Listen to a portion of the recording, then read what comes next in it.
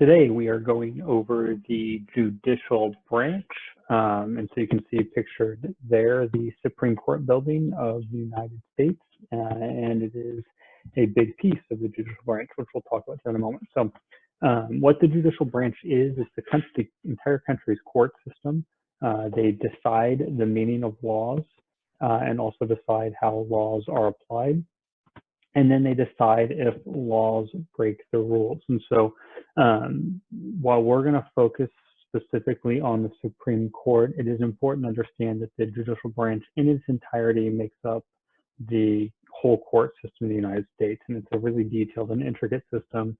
You've got federal courts, you have state courts, you have county courts, city courts. And so today we're just going to focus primarily on that Supreme Court. And so the Supreme Court is the highest court in the United States. It is made up of 9 Supreme Court justices. They're just judges.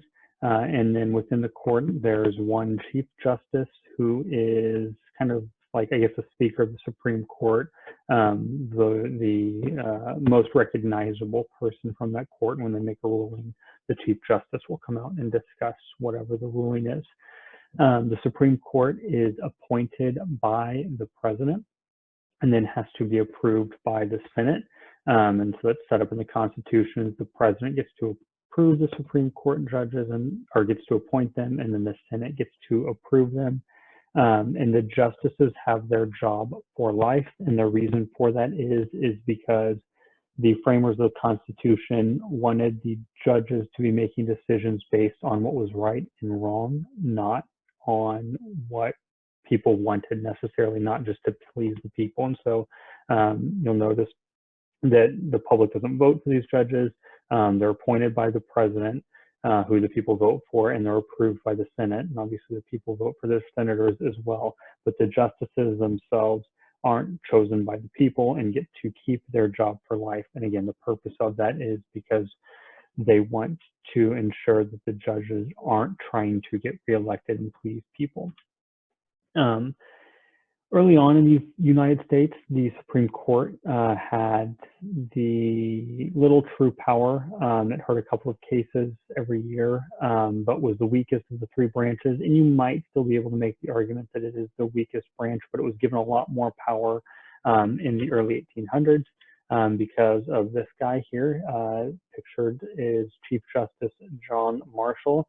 The Supreme Court's power changed in 1803 when there was the case of Marbury versus Madison. The case itself is a little bit complicated and confusing, but essentially what happened in 1803 was that the Supreme Court ruled that what had been decided in Marbury versus Madison violated the Constitution. So the laws that were passed violated the Constitution.